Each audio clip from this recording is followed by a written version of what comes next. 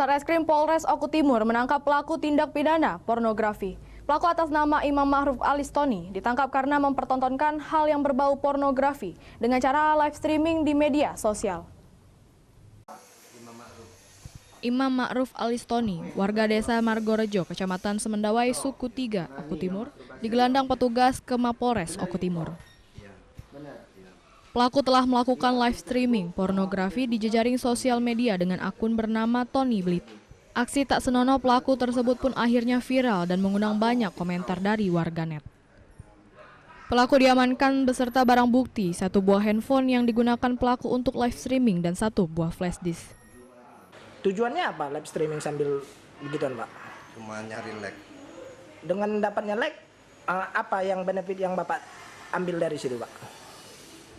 Gak ada yang saya ambil, cuma rugi saya dapat. Saat dikonfirmasi, pelaku mengaku melakukan hal tersebut karena ada permintaan dari penontonnya dan pelaku pun mengikuti permintaan tersebut karena pelaku ingin mendapatkan like dari penonton live streaming tersebut. Yang bersangkutan ini live streaming langsung melalui akun Facebook. Di situ memperlihatkan adanya pornografi. Dari Oku Timur, Jatmiko Francisco, iNews melaporkan.